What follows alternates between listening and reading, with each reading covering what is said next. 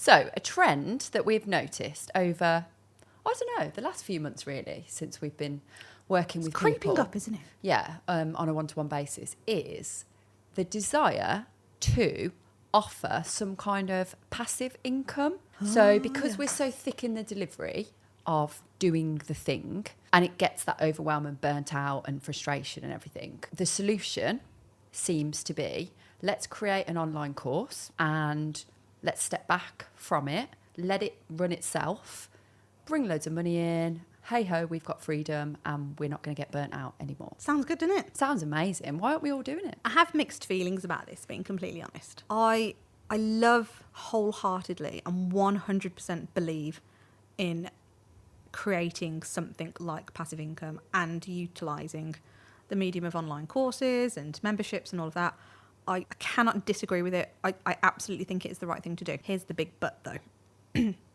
In order to really make something like that work, you need a very large audience. How large are we talking? Well, if you think about it, the average conversion rate is between 7 and 10%. So even if you are even if you use your email list as an example, and that's 200 people, that's only 20 people that are going to buy from you. Let's say those 20 people then spend even like 10 quid a month on a really low ticket membership bit. Keep the math nice and easy for my brain. Like 200 quid a month you're getting for, it depends how much work you're going to put into it. But this is where membership specifically, there need to be a numbers game. The more you have, that's where it starts to work. I also think there may be some naivety around how much work needs to go in to building that audience, and also the delivery of it in those first 6 to 12 months. You know, that old adage of undersell and over-deliver. Because I think this is something that dog professionals, like everybody, does exceedingly well. It's just not necessarily the best thing to do. Oversell. Promise everything. Do you know what I mean? Like that and it comes from fear, doesn't it? It's like, so, I don't know, like we'll give you this training session and this and that, and we'll add this on, and this bank of online videos. Like you get all this. Like have a vault, have this, have that. It's like, okay, you got nowhere else to go to add value because you've mentioned it all. If we do that with purely an online course or membership, what added value kind of goes into it if we're so used to doing the over delivery bit? Do you know what I mean? Yeah. And let's talk about content as well. Let's talk about how the learner is going to learn the information, okay? So we think, this is a lot of people think in their heads, let's do a series of videos. So what are the common things that most people are struggling with their dog? We've got recall, reactivity, maybe there's a few techniques there. Mm-hmm. We've got loose lead walking, we've got leave, we've got sit, down, stand, like all the positions, all this basic stuff. So instead of having to keep talking about those things all the time, which I know it can seem, but again, it comes down to this thing of like, we know our craft inside out and we talk about it all the time. So it's the 50 millionth time we've said it, but it's the first time someone has probably heard it. And so we think, that's a chore, isn't it? Having to keep going over that same information. And I feel like I'm repeating myself and all that kind of stuff. So instead, let's have this bank of videos. We can just go, this is this thing that I want you to learn. Here's that video. Or even like, I'm not even going to give you any back information. Here's that video, go and learn it yourself.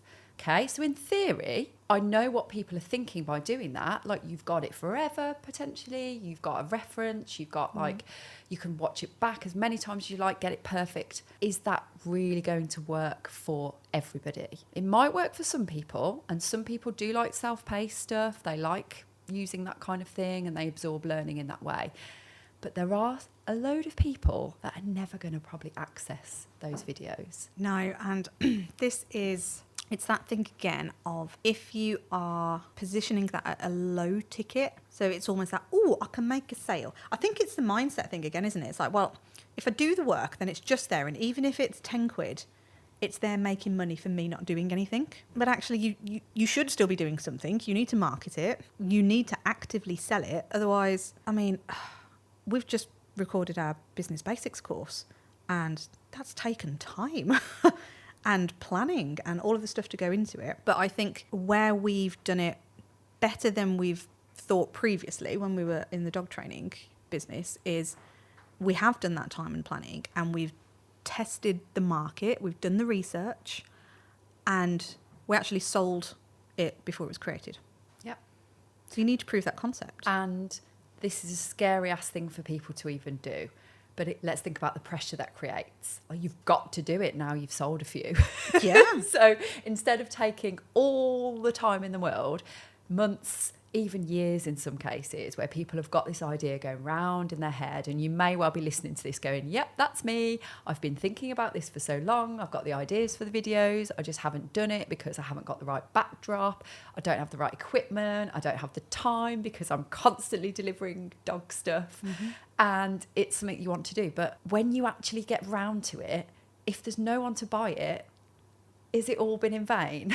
Yeah. And that's what we don't want people to do, because if it's done in the right way and with a strategy like you've just said, it could absolutely be amazing. But without that longer term, bigger picture strategy, it could just fall flat on its face. And then how much money, how much time, how much effort, and how much are you going to resent that product when it's created if you don't get any sales off the back of it, and if it doesn't give you the life that you're hoping it will? Yeah, it's really disheartening, isn't it, when you've put that much time and effort into something and then it just falls flat. It flops. And I've done it this myself. Like, I think I've told this story before, but in COVID, where everybody reacted to not being able to work, I had access to, I was really fortunate in that I had access to a 3-acre field, which arguably I only used a tiny corner of it to film these videos. But I was like, right, I'll do an online version of my puppy academy course.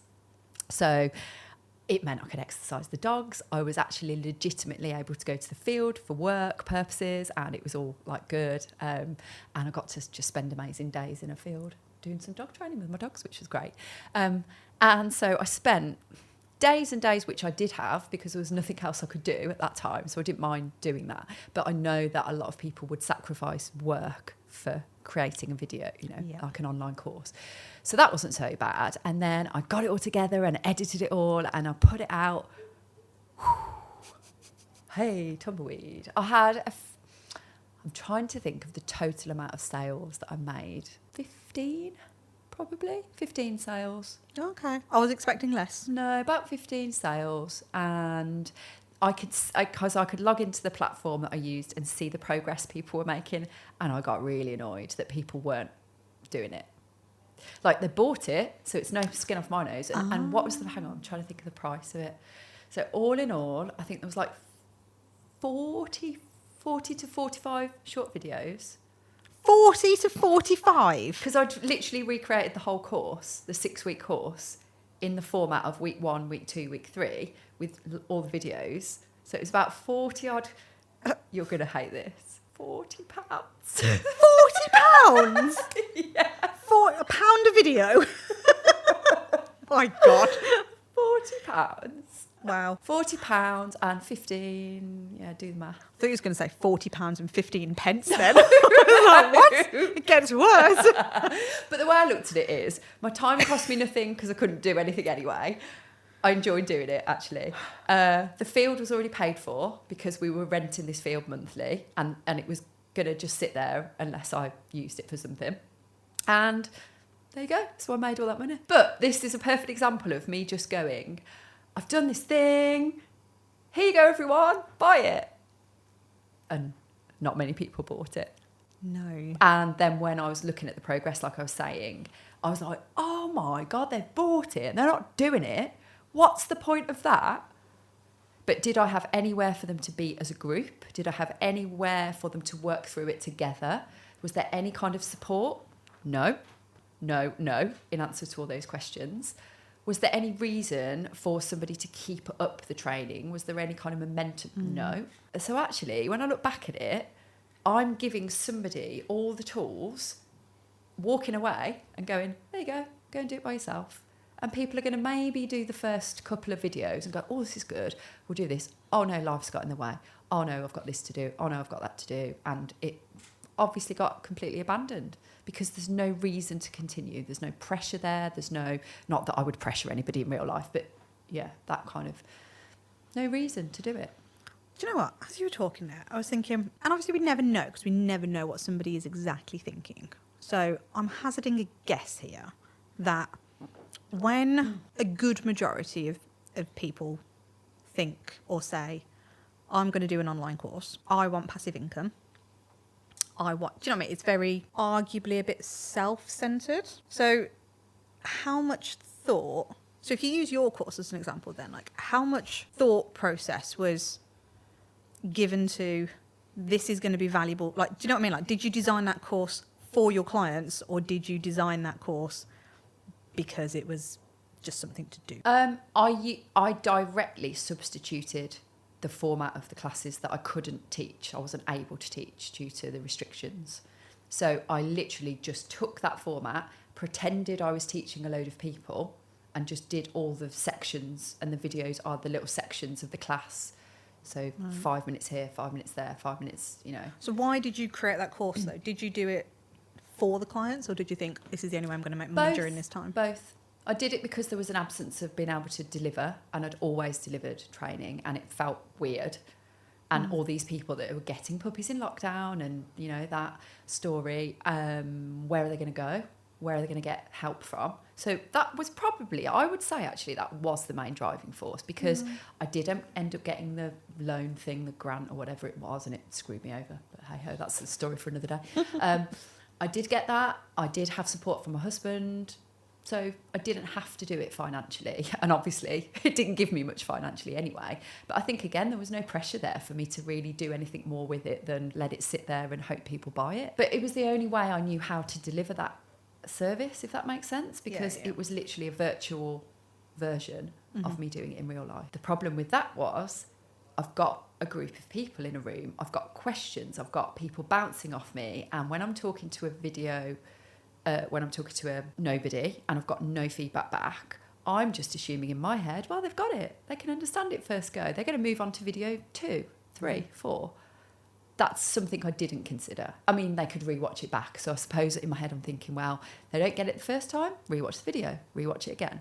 But is there anybody there showing them? Is there anybody talking them through it, coaching them through it, answering questions they've got? No, because I didn't offer any other support. It's a lot of expectation on that dog owner to do it all themselves and do it right, looking back. Yeah. I don't think I did that very well. No, and I think this is why I'm very torn with how I feel about the passive space. Again, not because I don't agree with it, because I think everybody should be doing it and could absolutely make it work. I think it's I don't know, maybe it's the lack of knowledge on how to execute something like that really well. And maybe it's because, in our opinion anyway, if you haven't got the foundational pillars in your business, so your business is strong enough to withstand anything, so therefore the online supplements and complements it beautifully, then that's when it works really well. But if you are a business that is a bit of feast and famine, like, do you know what I mean? Like, some months are working really well, other months not so much. And if our mindset is telling us, oh, if I just get a course created, a course recorded, and stick it out there, that's going to solve everything. That's my concern, I think. There's 2 additional factors I've just thought of as well with that. Do you remember when everyone was doing live Zoom, like they'd almost put their same format of doing classes or one-to-ones into Zoom? Yep. And they might have had 6 people that would have attended a class on Zoom. You're there with your dog doing the demo, they practice, right? Yep. So that's what most people were doing. I hated that idea. I absolutely, that was like, there's no way I'm doing that. Like, why would I want to just be in my living room with my dog and showing people it's not the same? So in my mind, I was going, I don't like that. I don't think that people are going to get the most out of it because I don't like it, and it's going to show, and it probably would have done if I'd have done it, I'm sure. So yeah, she's very obvious with things that she doesn't like doing. Yeah, I am. So therefore, if I do it in a nice environment like a field, and I've got the space and I've got the freedom to be me and actually do that training in the way that I would try and deliver it in the location I would normally do it in, I saw that the similarities were closer. And then actually, had I done that with the Zoom and chatted them through and coached them through and answered any questions and been able to be there live with people effectively, how much more of a better service would that have been for people? But I couldn't get out of my own head. And I couldn't... You're right. Vicky bashing podcast is this? But I couldn't. And I was like, no, I don't like it. I don't think that people will like it either. Are people actually going to be enjoying doing things in their living room? And then I was like, I've got an online course. Where else are they going to be doing it if they're not watching it in their, probably watching it in their living rooms or on their laptops? It's the same thing. Yeah, so that was number one. And then number two, I think I could have made it work with the format I'd got if I'd have delivered it live each week as well. So if I'd have gone on maybe a Facebook group and gone in there live and answered any Q&As, or dropped a module every week, a class week every week, if that makes sense, like I would have done if they'd attended a class, that could have worked. And I think that's where we've got to look at that hybrid approach, haven't we, and go, maybe the videos are brilliant, but are the videos on their own enough? Do we need some accountability? Do we need some connection with people and community aspect, and everybody's going through the same thing you are, so that they can bounce ideas off each other? Oh, I'm really struggling with this. Oh, okay, well, I tried this. Maybe it'll work. Oh, great, thanks. That's what people would do in real life, wouldn't they? When they chat at the end of a class, or, you know? Yeah. But again, it was like completely missed the point with it. And I could have made that without too much extra work from me. And let's face it, I was doing nothing anyway. So I easily could have had the time to do that. But I wasn't thinking of the customer. I was thinking of me, and I was being selfish and going, here you go, I've done this thing, I've put my all into it, buy it. So where do you think this passive income thing has come from then, of recent months? What we're seeing, you mean? Yeah. Or do you think it's the people who are doing it really well out in the marketplace? Possibly. Like socks. Yeah. Lots and lots of new stuff coming out from socks at the moment. Yeah.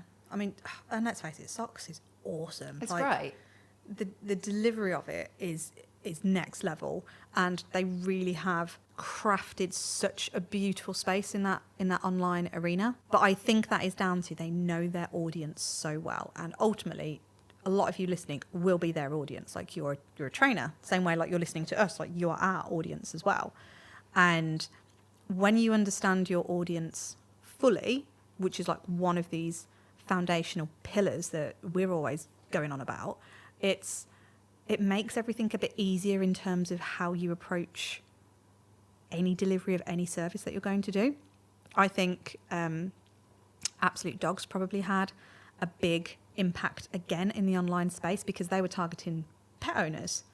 Like they were all very much predominantly dog owners, weren't they? And then they kind of span off and did professionals and made a killing from all that. The difference with Absolute Dogs, though, is that they were they were different in love or hate Absolute Dogs. Yeah. I think they were amazing, and their marketing was absolutely awesome. Yeah. Like they just came out of nowhere, it seemed, and they took the whole marketplace. Business-wise, it was amazing. Epic. But also, not only did you might look at their videos and go, well, they were self-paced, and they were like just work your way through them, like the training academy and stuff. Like I had that for years. I only recently got rid of that actually when all the shit hit the fan. But they were very present as well. They would do live in-person stuff. They'd got a venue, hadn't they, that they used. They had I went on like a road show with them, like in Birmingham. They did like it was in Moseley in Birmingham, and they did like these road shows almost. I'm thinking of like the 90s road shows, and they would appear and they'd do all this stuff. So although you're working through it, they were very with you, and they would come on live and they would answer Q&As in that Facebook group. So you had that like reason to kind of get motivated by them, didn't you? That was the difference with them. You can't overlook how much work they put into selling those programs. And they were very cleverly done as well. Yeah. The upsells were awesome. Gotcha. But like you already mentioned, like the road shows, it's like, well, they're going out and they're creating a buzz. And awareness. They're talking about it a lot. They had a massive audience, like enough to gain traction, and then that obviously helps grow it even bigger. So when we're looking at ourselves as solopreneurs, like standalone business owners doing our dog training thing, it's that question we have to ask ourselves in going, if we really want the passive side to work well for us, then how can we make that our focus so that we ultimately, I'd argue that the first place anybody should start if they're thinking about doing the passive income space is A, come up with the idea. And again, I feel like I'm blanketing everybody in this as a bit of a general sweeping statement, but I feel like for the majority of us, myself included, as dog trainers, the default position is those courses that you've already alluded to, like let's do something on recall or your loose lid, or do you know, like your basic air quote exercises. But if that doesn't necessarily align with your mission and the reason why your business exists, then A, is it going to work? And B, if the answer is no, how can you create something that would be suitable for that space for your audience? And then you can start to think about that delivery bit that you've been talking about how you hybridize it, like whether you're in person doing it or whether it does become a standalone bit. But you've got to have these bits initially, haven't you, to go, right, here's my idea. Does it work for my target audience? Do I have enough of that target audience? Again, if you think about that 7 to 10% conversion rate. And if you're looking at the number of followers you've got, say, on Instagram, or the number of likes on your page, or the number of people in your Facebook group, that doesn't necessarily equate to that same 7 to 10% because it needs to be an engaged audience. Mm-hmm. It's like they need to be putting their hand up ultimately and going, yeah, I'm in. So we did it, didn't we, when I think we had 44 people on a list that we'd asked people to sign up to if they were interested to find out more. Mm-hmm. And 4 people bought off the back of that list. Yeah, which is pretty spot on. That conversion it's that 10%. Rate. And I would be lying to everybody if I said I didn't tell myself that, there's 44 there. Like, imagine if all of those bought. And I allowed myself to dream. And then the facts came in and reality hit. And I was like, fuck's sake, like, I know this stuff and I still get carried away with going, there's 44 people have said, yes, I'm in, I'm interested, tell me more. Yeah. And then when it comes down to the decision-making bit, it's like, oh, shit, there's that reality stick again going whack. Yeah. 10%. 10%. I'm glad it was 10% though, not 7. Yes, it was on the higher end of the conversion rate. But you have to build that audience and they have to be engaged and you have to know exactly what that course, that membership, whatever thing you're looking at creating, how does that support somebody? We've seen it as well where people are going to maybe not sell it as a course, but they'll create an online vault of all amazing stuff like your videos and everything. And again, this may sound like we're bashing a little bit, but it's getting you to consider if you're thinking of it from your point of view. And we've heard this like firsthand from people that they'll go, it makes my life easier because it's in a vault. All I've got to do is sell the thing, sell my one-to-one service and deliver it. Then everything else, like it cuts all my admin out. Yeah, I even heard this last week. I was talking to somebody and they said this. Yeah. And like, again, when we're giving people value, is that value? Mm-hmm. It is in lots of people's eyes. But for that client, like the way we would work, like we've got videos that we send people sometimes, but we've got this bank of videos and they're pre-done, generalised kind of videos. And where we feel it's appropriate, because we do everything through WhatsApp groups, where we would feel that's appropriate, we've covered something that's relevant to that, we'll go, we've got a video for that, actually, we'll stick it in. So it comes at the point where we've just done the training, it's fresh in their minds, it appears in that WhatsApp group, and it's kind of like, it's more relevant. Yeah. If you're saying to somebody, so we've got a video in the vault, so you just got to log in, you got to find that video, and it's there. Like, arguably, it's the same thing, but that person has got to then go rooting around that vault. Is it easy to find? Knowing dog trainers, no, because they've probably buried it somewhere really hard to find and called it something strange. But you speak from experience. I do speak from experience, yes. Let's squirrel everything away in our website so people can't find it. But I joke, but this is a serious thing. It's not that easy. And are they going to bother? Once you've gone, are they really going to bother? And actually, I would question the fact that even the video we send somebody, Are they really going to look at it? It's I'm there. pretty certain they don't. I'm pretty sure they might just take one little squiz at it once it comes through and go, like, oh yeah, I'll do that later, and then they don't. So, you know, we're trying to make it as easy as we can for them, and they still probably don't look at it, let alone like giving them a login and they've got to go and find, and like probably can't be bothered to do that either. Yeah. So, I don't know. Like understanding that customer is so important, isn't it? It's Yeah. like, I think what I feel like we've done well in the training business is we afford people that choice on how they want to receive the information back. So we even offer, like, we have the WhatsApp group, but we go like, do you want to receive? Like, so like, how's best for you? Do you prefer to listen to it? Do you prefer to watch? Do you prefer to read? Giving people those different things. You just, when you're putting the customer at the heart and center of everything, you make your service that much more attractive, and you can absolutely do that in the online space. And I feel like I just want to keep reiterating that we're not bashing an online passive income, because I do think it is something that you should all 100% consider, because it makes business sense. Well, we're definitely not bashing it because we've just created one. Well, yeah, exactly. And like, we love it, but you have to make sure that it is appropriate for your audience. So again, like when you do look at, I mean, even if you look at socks and Absolute Dogs, arguably the similarities in terms of audience when AD diversified into targeting professionals, but their core audience was like pet owners, wasn't it? Like the amount of people I used to see, and they would say, oh, I've done that sexier than a squirrel thing. I'm like, oh my God, you've actually done a course. You've done an online thing. But they captivated that audience so well because it came across as fun and easy. And I think my concern is, on a very generalist view, is if we go out and we try and do all the fancy stuff that we are consuming from our CPD, because remember, we love to geek out on all the behaviour things. And I'm very conscious that I do this, certainly since doing the uni degree as well. But I'm talking to people face to face, and I'll caveat it with, by the way, I'm about to say something really sciencey and it doesn't make any sense, but I just want to get it out because it's really interesting. You may not find it interesting, and I'm justifying the whole thing. But you imagine if I was doing that on an online course, the audience is wrong.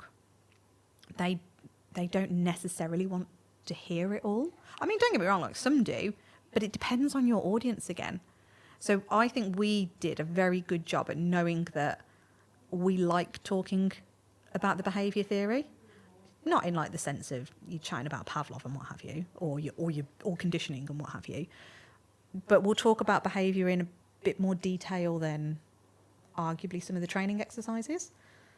But that was clear in all of our messaging, so people would expect it. And also, we would always relate it back to something that people can understand. We Yeah. might say it and then go, so it's a bit like, and relate it to humans or kids or something like that. Yeah. That's another thing that Absolute Dogs were really good at, though. Whether you, again, Marmite, they changed the fancy lingo to lingo you could understand.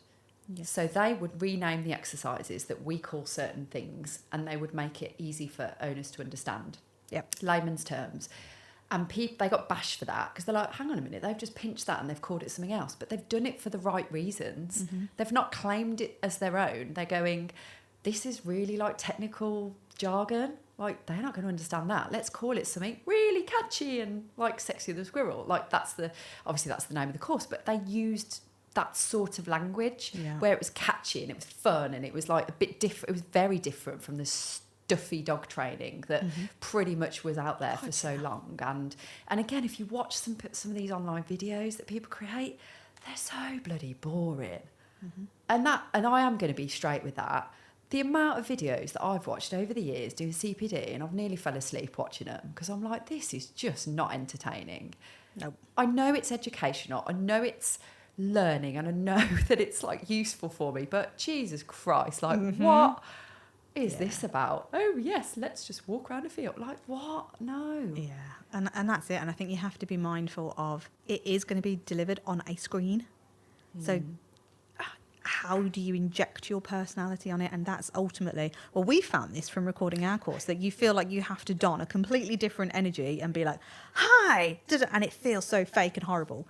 But if you're your normal self in front of a camera, it's going to come across flat. Whereas if you're your normal self in front of another human being, you're fine. You totally get away with it. And without these skill sets and without this knowledge, again, it's my fear, which is why I'm like 50-50. I'm like, oh, do I want people to do this and do I not? It's like, yes, I do want you to do it. But I really want these factors to be considered of know your audience, be aware of how you need to act in front of the camera, like, because your energy's got to be high. Is it right for your business? Does it actually make business sense? Not the arguably a bit selfish thing of like, it'll make my life easier if I just have a vault where I can send people, or wouldn't it be, that dreamland of like, wouldn't it be nice if I just put a course out and it just brings in loads of money? It's like, you've still got to do a fuck ton of work on that. You've got to sell it. You've got to pitch it all the time. There is not a flashing beacon anywhere unless you have put work into creating that flashing beacon to say, come over here and buy my course. But even then, you've still got to keep that up. You've got to keep doing it. Even these massive, like socks, for example, they'll keep doing it. Whenever you open Facebook, there's a socks advert or something popping up. Like, they don't just go off the boil with it. They keep it going, don't they? And we haven't even gotten to PDFs and documents that people send through of handouts and stuff like that. Like, again, way too detailed. Are people really going to read them? And again, this is what people tend to do with an online course, is let's put a downloadable workbook, and we're doing the same with our course, but it's very simple, easy to follow. And the purpose of the ones that we've done are to actually download them and do the work in them. We leave gaps for people to actually do the work, because what's the point in having a course that no one actually does the work for either? So let's think about how maybe you could think, let's make it a similar sort of format to that then. Let's do it so that someone actually has to write their progress down, or their struggles down, or their wins down, or something like that. So I think the biggest takeaway from this chat is that we want people to think about it in terms of how that works for their customers, or it doesn't. Like, just thought, we haven't even talked about, have you done any research on if it would be, it links in, doesn't it? Yeah. But have you sat down with any of your customers and gone, how would you feel about if we just offered an online? So say this one-to-one class, whatever service you're offering, if that didn't exist and we just had online, would you want to buy? And digging in deep and having a proper conversation about it, not just would you want to do it? Because arguably if someone's received a one-to-one, they're probably going, no, probably not. But even giving them the different options, would you like it if it was completely self-paced? Would you like it if I was by your side and there was also a reference of videos that you could go to? Would you like all of it live and no reference of videos? Like, what would you prefer? And just get that market research going. Polls in Facebook groups. Go into your local Facebook groups, which are full of dog owners, and go, what would you like? Yeah, there's dog groups everywhere. Like, just do some research and see if it's viable for you, for your business, for what you're trying to achieve. And then if it is, and your idea is awesome, and you're willing to put the work in, and you've got an audience to sell it to, then amazing. It's totally viable option, and go play full out on it. And get creative. Yeah. Because it's a lot of fun if you do get it right. It is fun. Everything should be fun. You run your own business. You've got unlimited opportunities in front of you, but it just has to make sense for the business at the stage that you're at. And if everything says yes and it feels right, then do it.